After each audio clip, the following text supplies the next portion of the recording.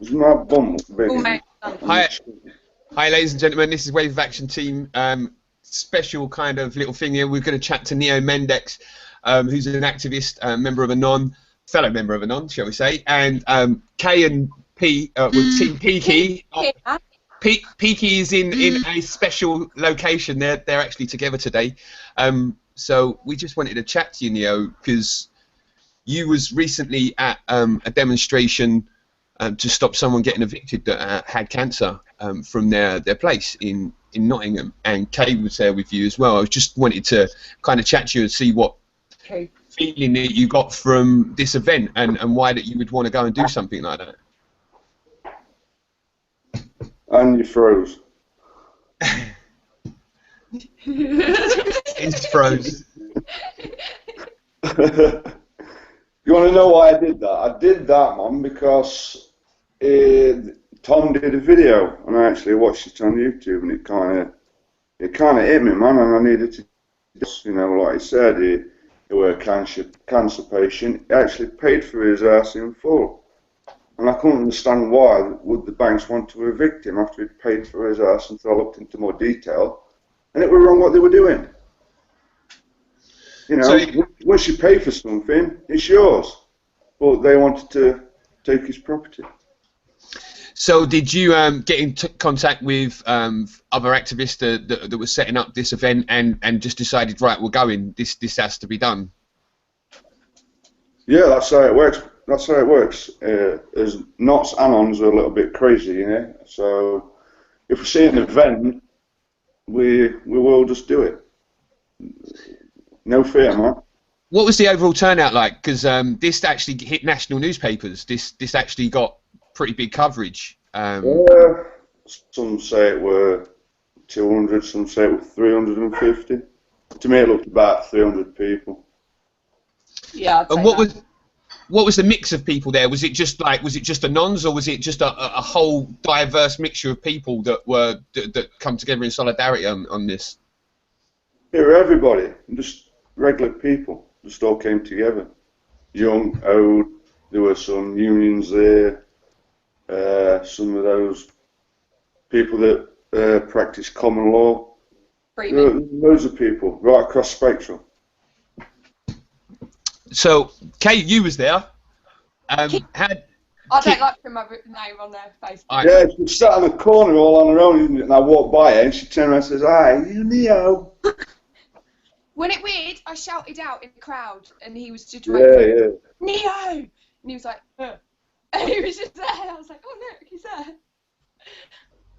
So what did you take from the day, Kay? Because I know it kind of you like from what we spoke about it, Kiki. Sorry, you spoke about it and you enjoyed it. What do you reckon of how do you think that the overall day went? I think it went really good, and people were willing to stay right to the end, because they were even turning around and saying, well, they'll turn up just as soon as everyone leaves. And I think we stayed quite a long time. We even nipped down the pub and we were like, just give us a shout, we're here 5 minutes late. Do you know what I mean? We all just stayed and waited as long as we possibly could. And it just, like, the diverse crowd, I got to speak to people and meet the Anglian response team and people like that who I haven't sort of had any contact with, and then ended up being put on the page as the Peterborough response team. So gained a bit out of it as well. Yeah, I obviously watched what was going on, sort of live streams and sort of pictures, and then obviously watched the story go national. Watch people coming together in solidarity. I think it was a really nice event to see actually happening. Real people just doing something. I think it might have sparked a lot of people off to realise that we can stand together and do something quite easily like this, when there is a basic injustice to this cancer patient that, like you say, did pay his mortgage and they was going to evict him anyway. The other thing that I wanted to talk to you about, Neo, seeing as that you was like this happy-go-lucky activist, is recently I've been seeing your online abilities to cause mirth and merriment to people. I've been sending out your tweets because you've been relentless in your attacks. Why do you know that with me? Yes, I've enjoyed them. You're my online manager anyway. I know. I've been assigned your online manager because of just I was sitting there bored and well, not bored, but let's take that. Let's take that. Who's that MP? That Esther McVeigh. yeah, I got your tweet. Or is it not true that statement about where she wanted unemployed people to wear uniforms? Is that true or not? It is true. Yeah, 100. Yeah. That's what she said. Well, my grandparents fought in World War II, yeah, and I'm not having no Nazium in my country, man. It's not acceptable. And to me, to make unemployed people wear uniforms, that's Hitler 1937, dude. Seriously, and it's not on. So you have decided you was not just her. It's not just Esther McVeigh that you've taken umbrage with. There's I've quite only started on Twitter, as you know. Yeah. Yeah. I'm not really a big fan of it, but yeah, I'm just warming up. There's a lot more to come, yeah. Yeah, I said, "Are you on Twitter now?" And he's like, "No, I'm not on." So he's jumped back on Twitter, and then all of a sudden, it's like unleashing a beast onto the internet again. He's like, "I've got a new toy now. I'm gonna go," and to see what you've been doing, I'm trying to get a couple of your pictures up of. Yeah, but at the end of the day, man, if you're a politician and you cannot behave yourself, you get paid to do a job like everybody else in the country. If you're going to attack the most vulnerable in our society, I'm not accepting that, and nobody else should. I think it's not right. People have been actually dying, haven't they, because of these cuts? Well, seeing that you've got a social conscience and you're willing to go out and do this kind of activist stuff that you are and put yourself in other people's predicaments. But then to see you go at people like this, I think it's interesting to see the keyboard warrior side matching up with your activist side of going out and doing real action, but as well as fighting and combating stuff and keeping the pressure up. I just wanted to grab you on the chat and say, nice one, mate. I think you're doing great work. I've seen your tweets about Gaza and stuff going to the IDF. How do you feel that the situation's going out there? This is just the beginning. It's going to get a lot worse. I think they're setting up future wars with what they're doing. I mean, did you see that child who lost his parents and he swore revengeance? That's what they're doing. Well, they're claiming they're terrorists, but they're not terrorists, man. They're under occupation. They're freedom fighters. It's not terrorists. No, I agree. I can't remember that saying. Do you remember that one? Hamas. If Hamas are children and civilians, then we are Hamas. They are Hamas. I am Hamas. Yeah. Do you know what I mean? We're all Palestine. Each freedom fighter is different persons. Terrorists, that kind of shite. What are you doing? Oh, it's Who would you prefer to take care of your family if you had to pick one of the two, the IDF or Hamas? Do you know what I mean? Obviously, I'm not saying that either are perfect. Well, I've been seeing a lot of propaganda by IDF and people who follow them. And there were one picture that they put up where these motorbikes going down the street, and a kid was chained back at motorbike, and they were driving down the street. And I was told that they did that because he wouldn't join them out. And photos can be faked and things like that. They use propaganda. I mean, everybody uses propaganda in governments. Is that one of the reasons why that you feel that you're doing what you're doing on Twitter is just to combat this propaganda and come back with it with absolute fact, like the Esther McVeigh stuff and the IDF stuff that I've seen you post, and is pure fact. It's undeniable fact. And do you feel that you need to do something while you're not out on ops, that you can be doing something with your time, aggressively putting it to these people and making them realise that there are people that know what real propaganda is and the lies that they're spreading? Well, at the end of the day, you can only do what you can do, and people either believe you or they don't. I mean, these people, to me, they're so brainwashed by what they've been told. You're never going to change their minds. I mean, since when has war become a video game? Look at that situation where that reporter on top of that hill, and you got all them kids, yeah, and Gaza were getting bombed, and they were all cheering. Fuck yeah! Why don't you put a big massive widescreen up in the middle of England and in Israel and invite everybody to watch that shit, man? War's not nice. War is fucking pure terror, man. I think Did you see that I put on last night? Nine. I put a comment on Twitter. 9 friends, 2 wars. I am the last. That is a thing that I did for my friends. 9 friends I lost in 2 wars. Yeah, Desert Storm and Iraq, and that's the way I see it. I am the last of 9 friends. They all died for what? For fucking oil, man. For a rich man. For a rich man to keep his position, dude. Nah. It's wrong, isn't it? It is wrong, and I'm fucking really pissed off. The problem is with there was that statistic, wasn't there? Someone turned around and said we've now created a nation of Hamas supporters because obviously this use of children are terrorists. Who can say, you know, you get shot by Israel, you're an instant terrorist? That's kind of the way that they're kind of saying it. So, you know, you can't even defend these children without being called a terrorist now or a terrorist sympathiser. There'll never be a solution.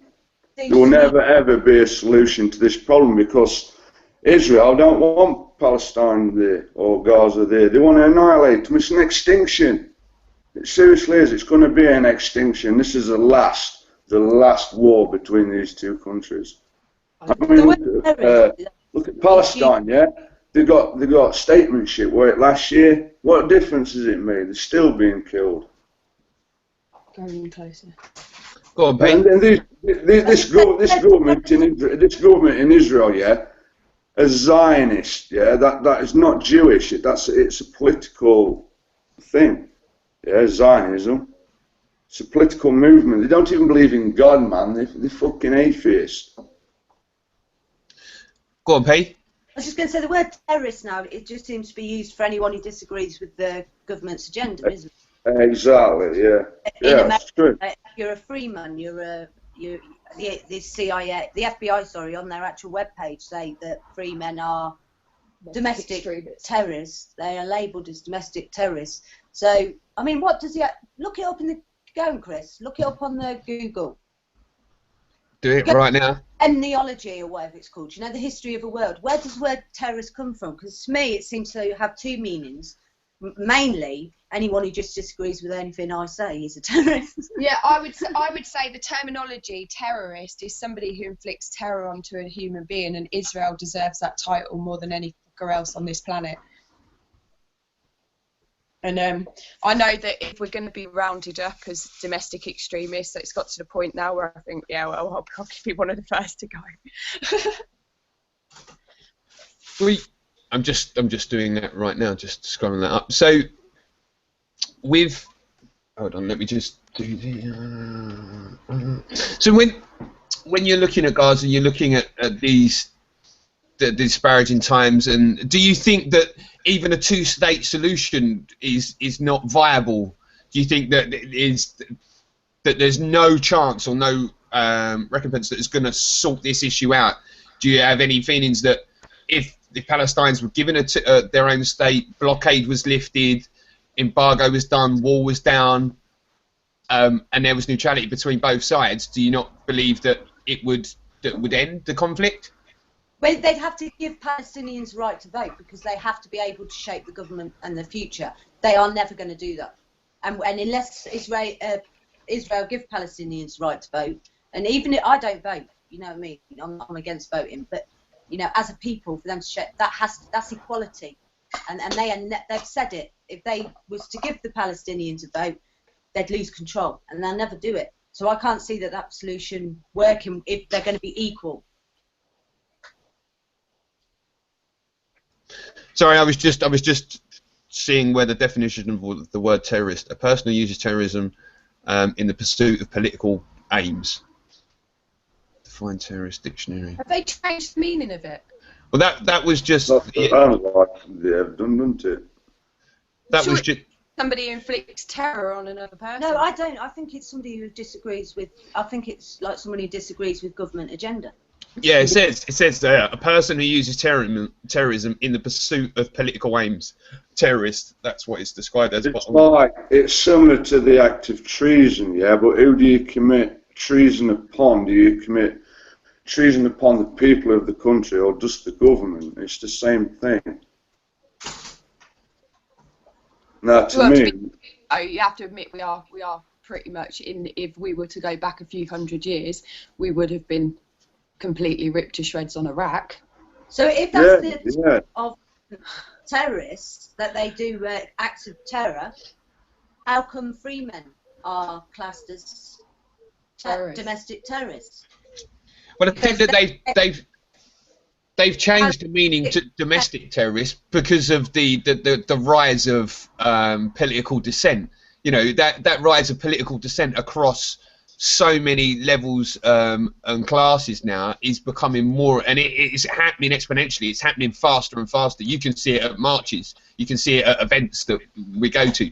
That amount of people is getting bigger and bigger and bigger. So they have pretty much changed the analogy of what really terrorists actually means, haven't they? Step by step along the way, they've just added their own little. Right, now you're a freeman, you're a terrorist. Well, I think the classification, like it says here, the noun, a person, usually a member of a group who uses or advocates terrorism. Number 2, a person who terrorises or frightens others, or a member. Is terrorism just doing something the government doesn't like, or is it inflicting terror on someone? I will go to terrorism right now and check for you. My phone settings, because he'll call me.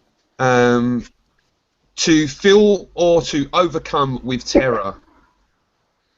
To dominate or coerce by intimidation, or to produce a widespread fear of acts of violence as bombings. So a protester is a terrorist because of your fear that they might turn violent, even though they're completely they're protesting peaceful. Or a free man is a terrorist because he issues you with a lien that puts terror in the hearts of families. I don't know. I think. Well, the idea of domestic terrorism is to show and to create a barrier between yourselves and normal members of the public. So if we say that we've got domestic terrorists and domestic terrorism is going on, that covers everything, doesn't it? Because like you say, it's political dissent. If you've got political dissent, then you're classed as a domestic terrorist, which is bollocks, really, because we're just common people that are not agreeing with stuff that's going on. Yeah, it does seem to the fact of that way. So, Neo, what have you got planned coming up? Have you got any ops that you can talk about that you got coming up? Have you got, or is it on a hush hush until stuff goes down? We got GCHQ in 3 weeks' time.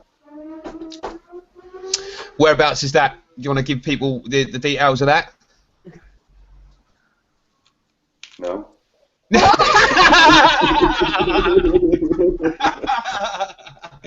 All right, fine. Welcome. It's in Gloucestershire, innit?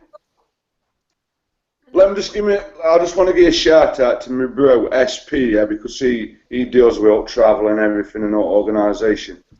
So yeah, SP man, you're the bro. If it wasn't for you, I wouldn't be going nowhere. Sorry about that. No, it's fine. You have to give him a deal. We'll have to get him on and have a chat with him. So,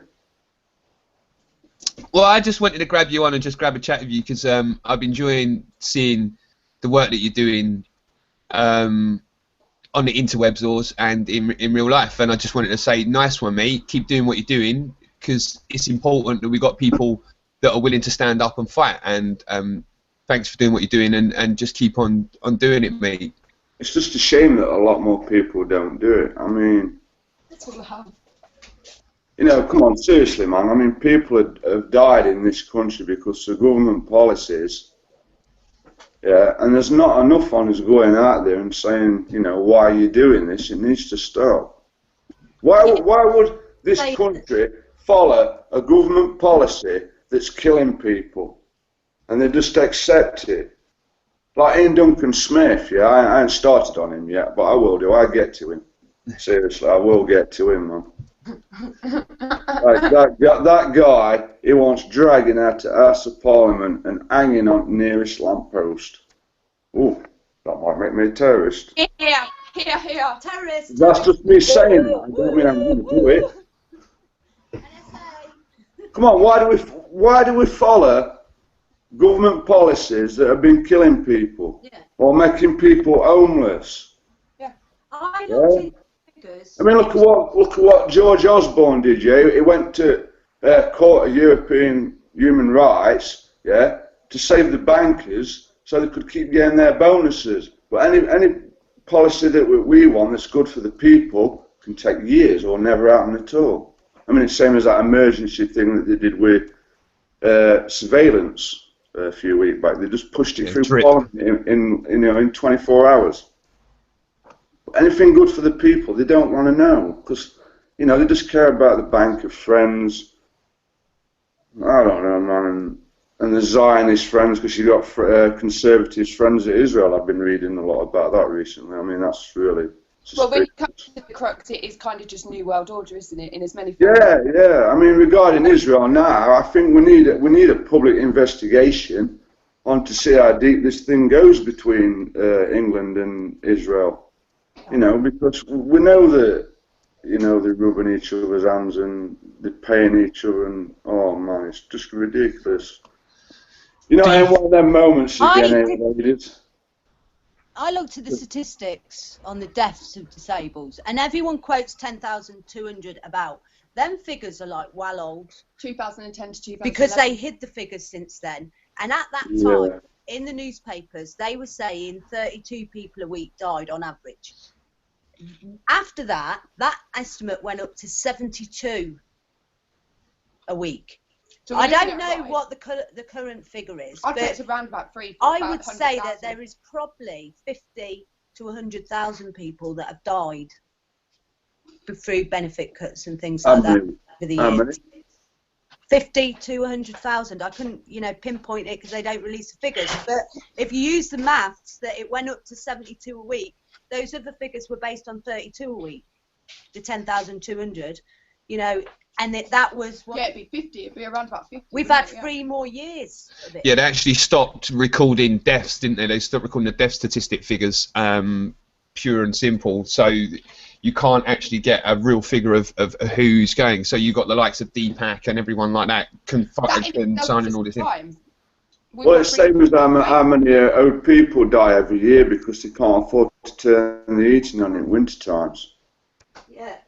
They say, I think it was 2 years ago, something like 50,000 old people died because they can't afford to turn the heating on.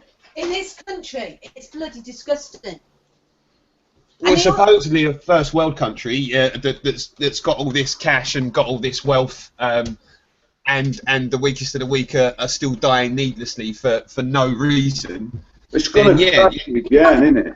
Companies reporting huge profits. You've got that many people dying, you've got energy companies, and nobody's standing up saying, what the fuck?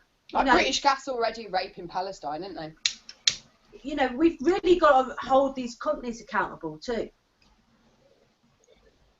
Do you think that the pressure, though, on the big six and things like energy companies are going to become more and more, they're going to come more into effect as people's disillusionment with that system becomes more apparent? Because I don't think that they've associated it as much at the moment. This is not, they're not getting hit strongly. They're going to go out and frack the countryside and make a bit more money, and they reckon that next year's energy prices will be something like 8% increase on profits. They're not fracking where I'm living. You know why? Because we're scared fracking company. They packed up and left. No, they ain't coming back neither. This is it, direct action. We've got to stop playing around. We've got to get on it. Kiki were talking earlier, and we were saying that we've got so much at the moment. You've got Gaza, you've got the death of the disabled, you've got the fracking, you've got TTIP, you've got the new CISPA and things like that. You've got so much at the moment. We are going to be spread so thin. We really do need to come together, and we need direct action. We need to make a stance now because we're going to lose so much if people don't. Do you think we not do a call on 4th of July, on the 4th of April for civil disobedience? And this is exactly what we were talking about. It takes civil disobedience and terrorism. It takes civil disobedience and direct action to get any change. Look at those guys on the Birmingham warehouse. Right, as soon as they did something direct, it hit mainstream. Now's the time. Yeah, big up, man. Get out of the house. Kids are going to die anyway. Sorry, but that's just. Yeah. Every second you hold them up, you're costing them money. You're affecting their shares. I mean, you just look at Barton Moss. how that company's share prices was being affected while they were there. Also, you've got to also make the effect on the services as well, of cost of policing and things like that. That can be justified of like, well, you can't put that cost back to the people. That should be going to the company. That should be going to Quadrilla and things like that. But the fracking issue, I see a lot of people coming together about on this fracking issue. The amount of small little conservative constituents that are coming together and saying, "No, mate, ain't happening. It's not going on." So many villages have come together that we don't even know about at the moment because it's not over publicised. But I see it on these fracking pages. These people have just said, right, no, you're not doing it. You're not having it. But at the moment we're all right because you've had like the big one down in Balcombe and you've had the one at Barton Moss. Now the problem we've got is that every week new places seem to be popping up, new sites are being test drilled or licenses are coming up. We're going to be so spread across the entire country that we're really going to have to like have. I mean, I think Biff do a good job at uniting all the frackers, and and they're going to have to support each other's events. Travel up north when they've got their Solidarity Day, and all of you stand together. And up north will come down to you when you need them, because you do need the numbers at the protests as well as the slowing down of trucks. And we're just going to all have to travel and support each other on that one. That was the one thing that why I came to Wave of Action was purely because of the direct action. As me, this is like a year for me. I'm coming up to my first protest was November 5th, and I'm coming back up to that. So it's a full year of protesting, and from what I've seen, the only real effects of initiating a change is direct action. There's nothing else that is going to change this. Like you said, at the event that happened in Birmingham with the guys on the roof, these guys had said that they was there for a week. They had enough supplies. As soon as it started hitting mainstream, and you could see it go, I saw it go global. That event got covered by international news. And I think that shows the power of direct action. Just a small group of people. We're not talking like hundreds or whatever. This was a small group of people that decided, right, we can do this. We can hit this, and done. And that effect is huge on people. It has that initial effect to think, right, well, hold on, they've done it. I can do a little bit more. Do you think people are prepared to do more direct action now? I think that people are getting pretty bored with just marching. And the great thing about nowadays is that if you do something, it can go viral. If you go into a store and pull a little stunt, that's a political statement. That could go viral a lot and reach a lot more people than marching will. And I think that and direct action, like holding places up and things, though it's small groups, it's more powerful. It's more powerful. Yeah, definitely. If you're going to do something, you need to do it. Oops. If you're going to do something, you're going to need to do it big. Yeah. Don't mess about with just doing something little and small. Do it big. Make it large. So you're going to get arrested. So. I'll make it. Woo. I think that fear factor of being arrested is getting eroded pretty quick. That like of normal people like, well, hold on, this is a just cause. I can stand up, and if I get arrested, I've not done anything wrong. I was explaining to my wife last night. I said, look, if I got arrested, it wouldn't be for the fact of me doing something illegal in the case of being violent or anything like that. It'd be a case of, look, we've just been arrested just for standing here or locking on to something. It's not causing too much of an issue, but they have to remove you. So I don't see the problem in getting arrested anymore. I don't see it now, unfortunately. Actually, I think quite a few times that like the fracking, the police have been very heavy-handed, but the court has said no, that's fair play. They was protesting. It fair game. I mean, I think there's been some times they haven't, but the majority of the time they have been like, no, that's fair. Yeah, the cases from Barton Moss, also Caroline Lucas, the incident at Balcombe last year, with all those guys that got arrested, everyone got off. There was no charge to them. It was thrown out.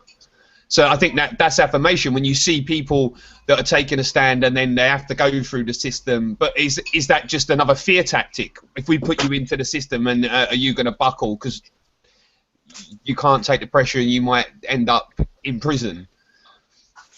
Do you think that fear factor has a lot to do with it as well? Why people are not so much coming out?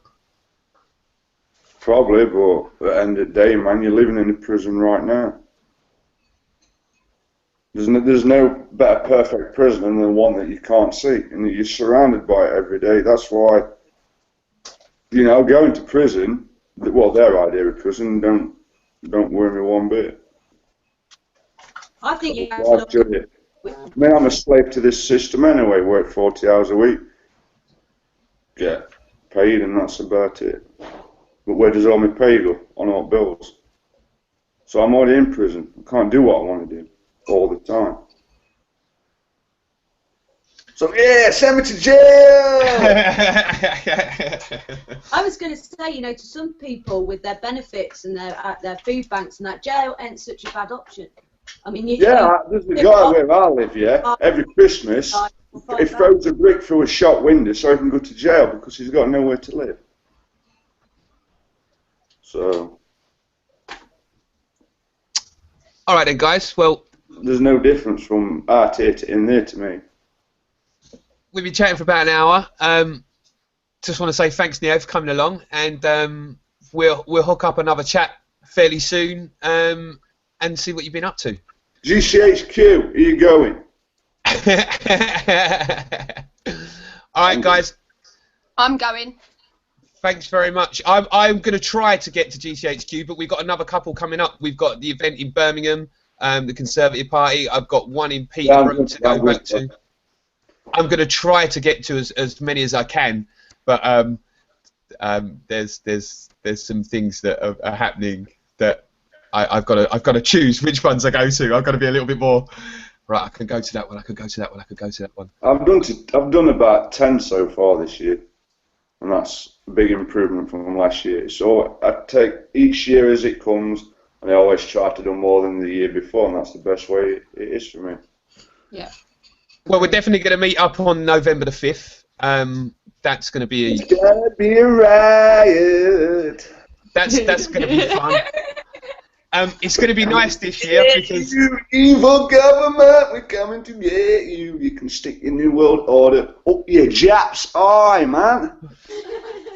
I think that's like this year. It's going to be great because there's going to be so many people that know more and more people. Yeah, we're all going to catch up. We're all going to end up saying, "What's up?" All right then, Neo. Thanks very much for coming along. Hold on, we're supposed to be for a revolution, not for a piss up. Come on, revolution. Yeah, I didn't like all the drinking. Do not repeat. Do not follow Russell Brand because he hasn't got a fucking clue what he's talking about. Revolutions take money. With money, you can do anything.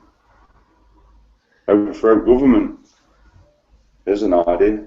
Well, if everybody's leaving now, I can get a nice cup of English tea and go back to bed. Don't be so patriotic. All right then, thanks very much, guys. From India. Yeah.